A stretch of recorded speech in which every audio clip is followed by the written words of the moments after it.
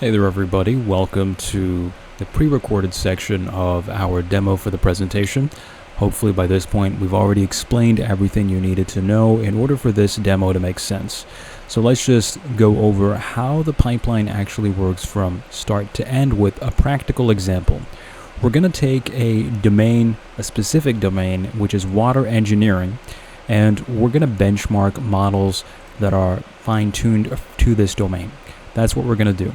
So we need a general approach to benchmark things in this domain. And this approach, by the way, will work for any domain. We're just using this as an example for illustrative purposes to show you how the workflow operates. So the first thing we need to do is we need to ingest data. We need to create our knowledge base. If you remember, that is this part of phase one, document ingestion. And once we have the documents ingested from various different sources, we have to chunk the documents and send them over to a vector store database where they get embedded as vector embeddings. We'd use a text embedding model to do this, and I'll show you how that process works, but that is step 2, chunking and embedding. Step 3 is the teacher model generation, where we bring in a very skilled general purpose language model that is usually more costly to run but gives higher accuracy results. Something like ChatGPT 5 or Gemini 2.5 Pro or Claude 4.1 Opus, the top of the line models. We'd use that with a RAG approach to go through the entirety of our vector database. We'd go through all the chunks, and by the time we're done, we'd have questions, answers, and context. Where did it get the chunks from? Where did it get the questions from?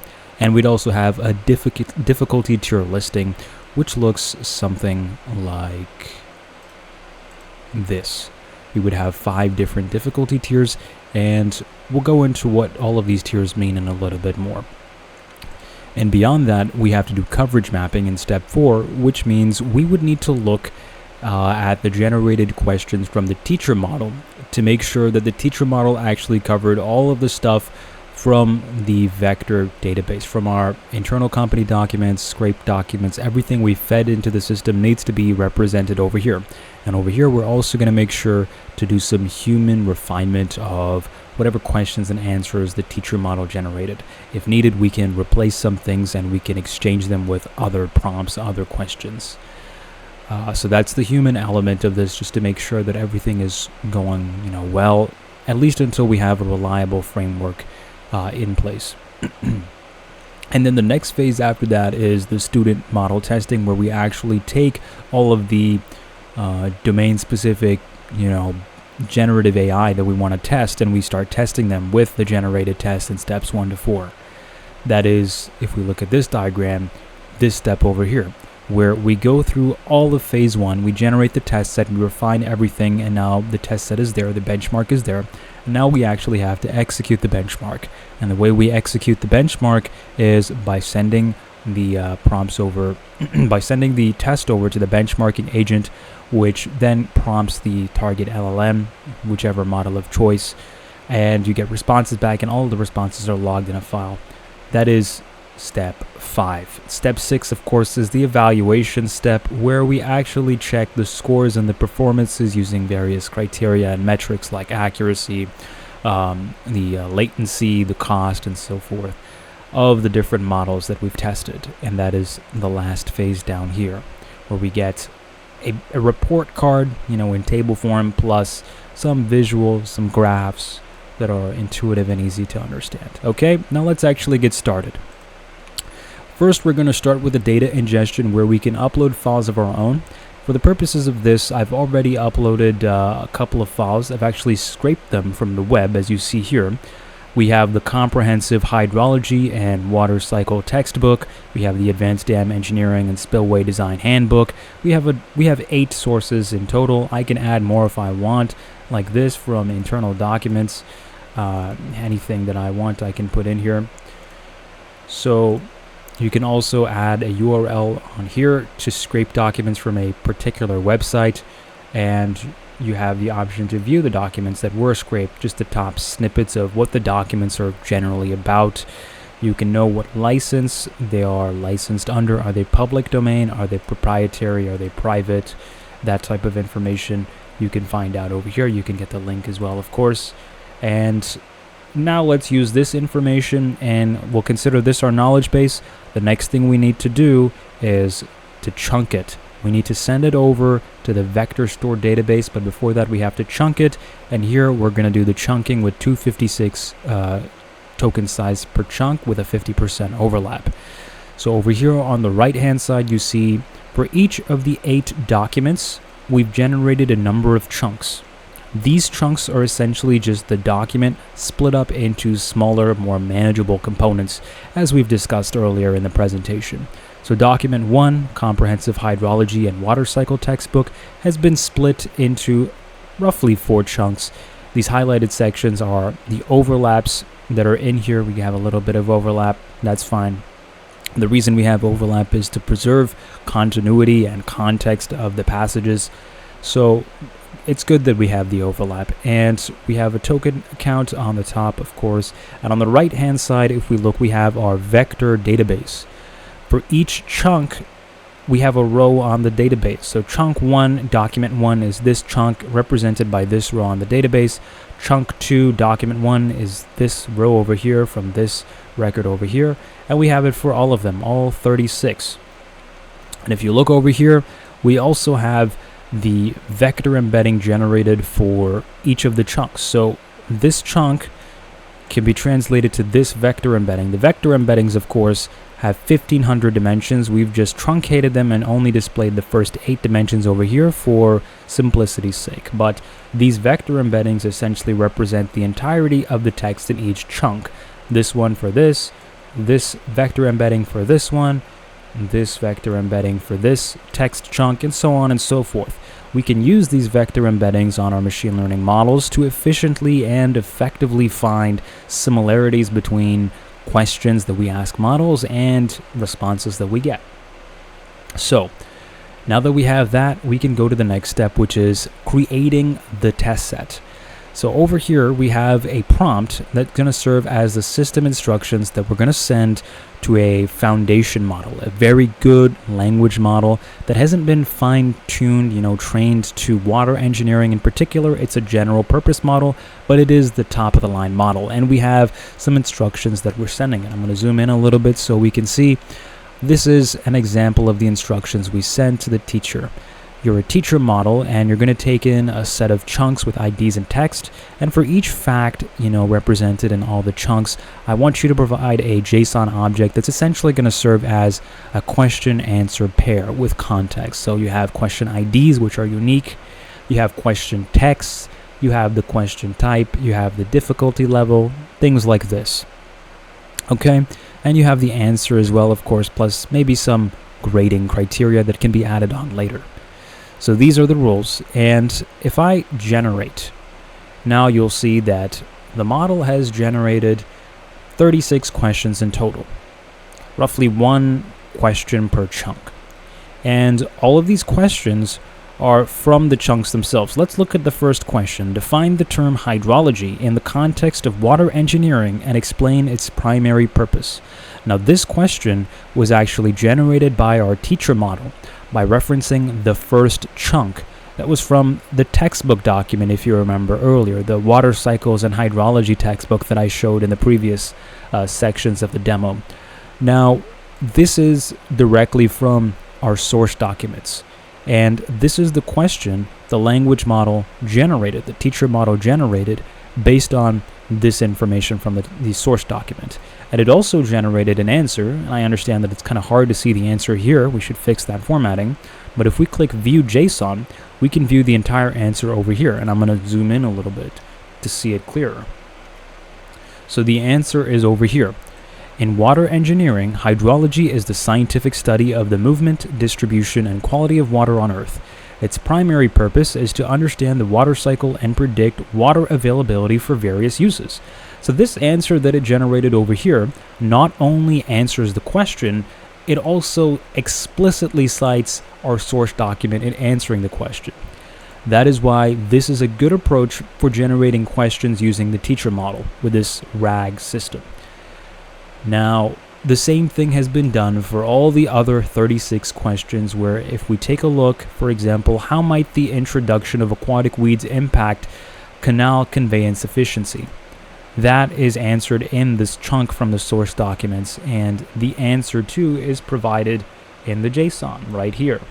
And one thing that I haven't talked about yet, or at least on this part of the demo, is the difficulty tiers. So these questions are not equivalently difficult. Some questions are more challenging than others, and the lower the number, generally the easier the question is. If you remember, I showed you this section that shows what each of the difficulty tiers mean. A tier 1 question is just a factual recall question, like a define question or a list question or a name the following question. Tier 2 is conceptual, where you have to summarize something, you have to compare two different things. This requires a bit more brain work. Tier 3 involves even more brain work with doing actual calculations, numerical computations, derivations, applying some logic. Tier 4 goes a step further and makes the logic even more pronounced. Now you have to do hypothetical situations. These are word problems. And Tier 5 is the hardest tier. These are complete prediction problems. They give you a set of criteria, and you need to answer this novel question based on those criteria. So that's that. Those are the difficulty tiers. And now that the test is generated, we can go to the next phase, which involves refinement and actually making sure that the entirety of our source documents are fully covered. Whenever you have a green mark over here for a chunk, it means all the chunks were adequately covered. In our case, it looks like every single chunk was correctly, adequately covered. So each chunk has at least one question associated with it, as you see here. So this chunk from document 1, this piece of information over here had a question generated for it. If we don't like the question that was generated, maybe we don't like the answer or we don't like the question itself, we can reject the question. And if we reject the question, it will not show up in the final benchmark. This is the human revision element. And also, imagine one of these parts was, uncovered. It said uncovered. If that's how it is, we can flag and resend it back to the teacher model to explicitly cover this chunk from document 4. Or document 2, my bad. So whenever you flag a chunk, it gets sent over here. You can flag multiple different chunks to be reevaluated by the teacher model. And at the end, you could have a benchmarking system that better covers all of the chunks from our source documents, or as best as possible. And over here too, we can see the distribution and breakdown of the different tiers of questions of the 36 chunks from our source documents. So 8 questions are tier 1 questions, which means they're simple questions like this, factual questions with define, list, name. 8 questions are tier 2, which are like conceptual questions. 7 are tier 3, so on and so forth. I think you understand the point. Now we can move on to the next phase, which actually involves benchmarking. We've so far completed phase 1.